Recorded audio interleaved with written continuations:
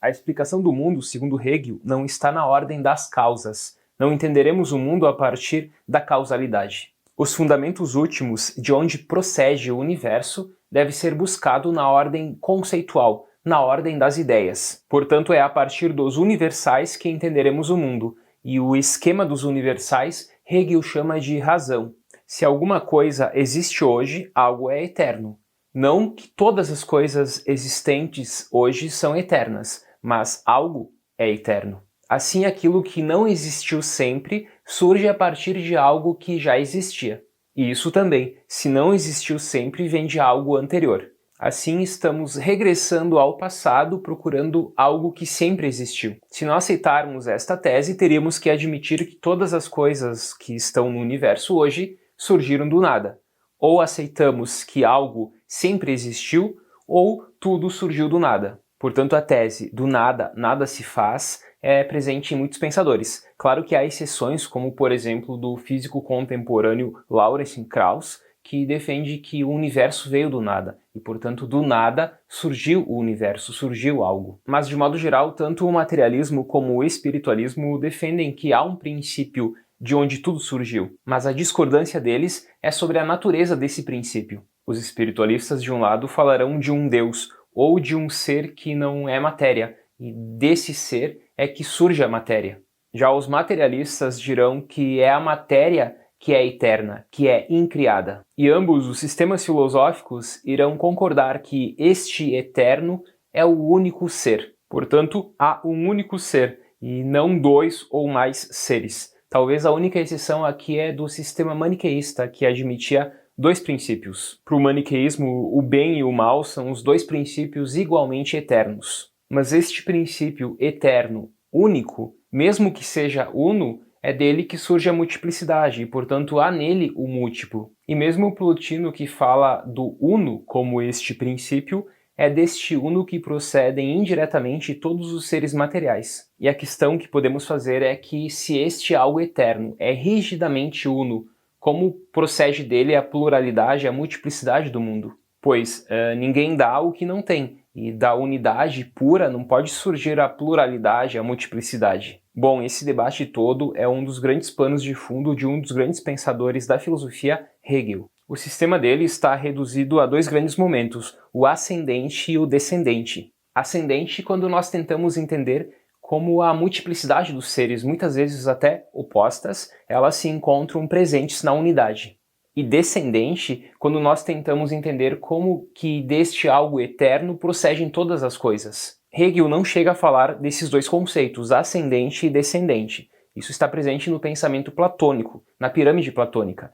Mas podemos entender o sistema hegeliano a partir desses dois conceitos. Passamos agora a Platão, tentando entender o sistema dele a partir do seguinte exemplo, os objetos brancos. Bom, o branco é uma cor, como o azul, o preto e o vermelho. E essas ideias de azul, preto, vermelho e branco procedem de uma ideia anterior, que é a ideia cor, que também procede de uma ideia anterior, que é a ideia de sensação, que é apenas uma das múltiplas qualidades dentro da ideia qualidade. No vértice do sistema platônico nós temos a ideia bem. O bem, assim, seria para Platão esse algo supremo, único e eterno.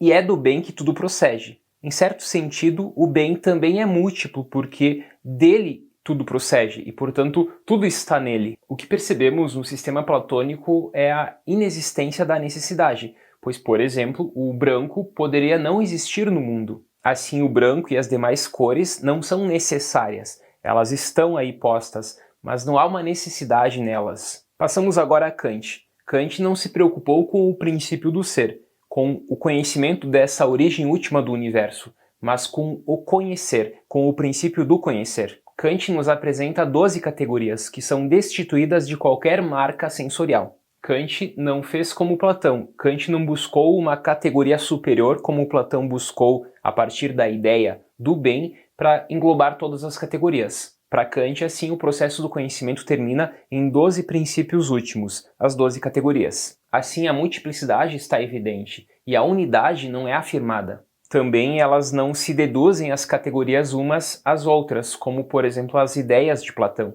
Mas elas, digamos, existem uma ao lado da outra. Passamos agora a Hegel e a solução que ele deu aos problemas apresentados em Platão e em Kant. Primeiro, o princípio imprincipiado contém ao mesmo tempo o uno e o múltiplo, e dele deve proceder todas as coisas, necessariamente, e isso não estava presente no sistema platônico. Segundo, se C procede de B e B de A, isso significa que C está contido em B e B está contido em A. Portanto, no A nós temos tanto o B como o C. E isso também não é possível no sistema platônico. Se eu perguntar para Platão, de onde vem o branco que eu vejo em um objeto? Ele diria, da ideia branco. E a ideia branco? Da ideia cor. Mas na ideia cor não há necessariamente o azul, por exemplo.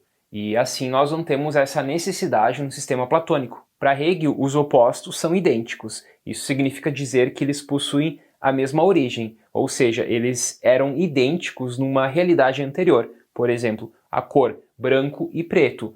Branco e preto são opostos, mas numa realidade anterior eles são idênticos. Pensar a identidade dos opostos é um tanto quanto estranho. Como aceitar, por exemplo, que alto e baixo são idênticos? Como aceitar que ser e nada são idênticos? Como aceitar que branco e preto são idênticos? Bom, se nós aceitarmos que tudo o que existe, a multiplicidade, surgiu a partir da unidade de um princípio anterior, logo neste princípio anterior, todas as coisas múltiplas e opostas na multiplicidade eram idênticos nesta unidade. Mas quando Hegel prega a identidade dos opostos, isso não significa que cessou a oposição ou que cessou a identidade. Seres opostos são idênticos, permanecendo opostos e permanecendo idênticos. Assim, por exemplo, a morte está na vida, ela é idêntica à vida e oposta à vida. Ou o nada está no ser, o nada é idêntico ao ser e oposto ao ser. Mas por que esse princípio único, o uno, não permaneceu nele mesmo? Porque ele veio por uma via descendente, se deduzindo a partir da multiplicidade das coisas. Hegel responde que essa dedução do uno para o múltiplo se dá a partir da identidade dos opostos. Por exemplo, do ovo vem o pinto, da criança o adolescente e da semente a planta. Isso significa que deve existir uma contradição no ovo, na semente e na criança.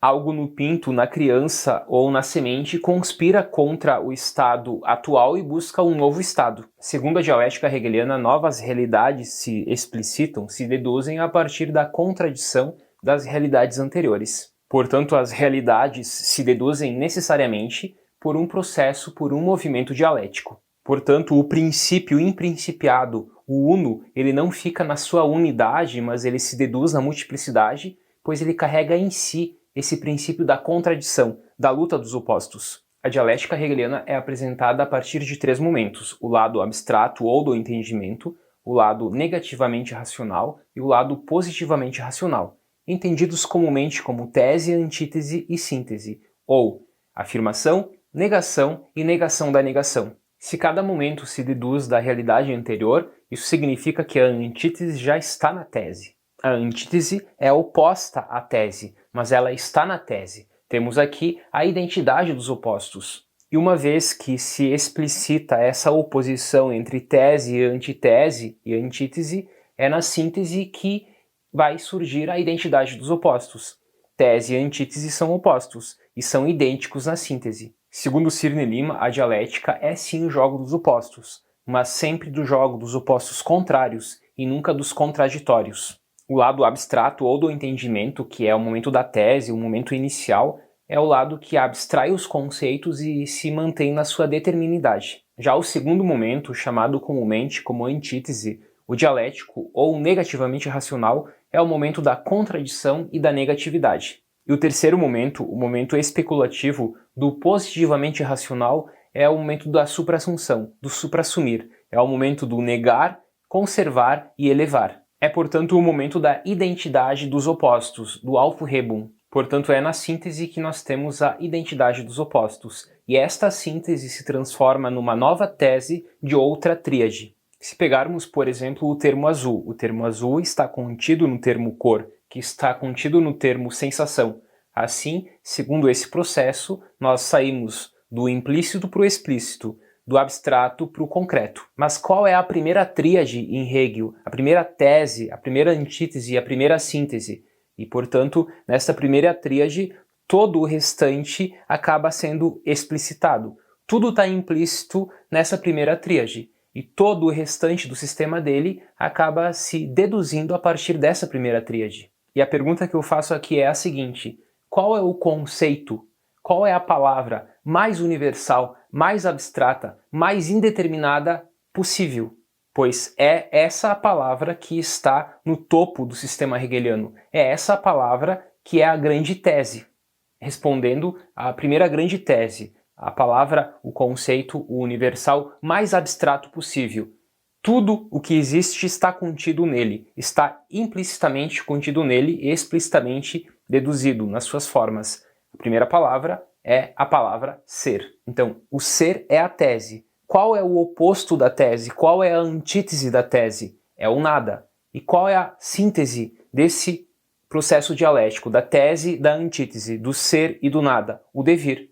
Assim, o devir é a primeira grande síntese do sistema hegeliano. É importante aqui destacar que Hegel não inventou isso, mas ele descobriu. É assim que a realidade é. E, portanto, a partir do ser, todo o universo é construído. A partir do devir, que é a primeira síntese, todo o universo é perpassado por ele. E se os opostos são idênticos, isso significa que ser e nada, ao mesmo tempo que são opostos, são idênticos. O ser é o mais universal, o mais abstrato de todos os conceitos. Logo, quando eu digo ser, eu digo apenas o ser. Qualquer outro conceito, como matéria, por exemplo, contém o ser e as suas determinações. Matéria é igual a ser mais materialidade. Já quando eu digo assim, a diferença entre o ser e qualquer ser concreto são as determinações dos seres concretos. A diferença entre o ser e um ser concreto, um ser individual, são as determinações, são os atributos do ser individual. Por exemplo, se eu pegar o seguinte exemplo, ela é alta, bonita e inteligente. Eu já tirei todas as demais determinações. Eu deixei apenas 3 determinações, 3 atributos, alta, bonita e inteligente. Se eu tirar um desses atributos, restam 2. Se eu tirar 2, resta 1. Ela é alta. Mas se eu tirar os 3 atributos, as 3 determinações, resta apenas a seguinte forma. Ela é. Mas ela é o quê? O nada, porque eu tirei todas as determinações. Assim, ser e nada são opostos, mas idênticos na síntese.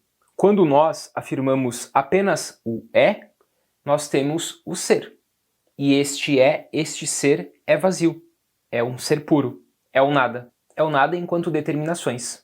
Há no processo dialético a passagem do menos concreto ao mais concreto, do implícito ao explícito.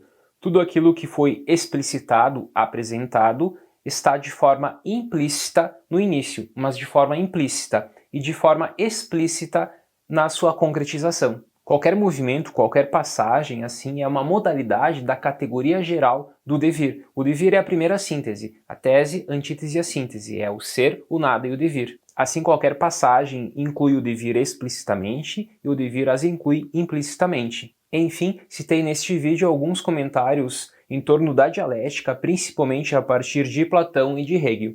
Até mais!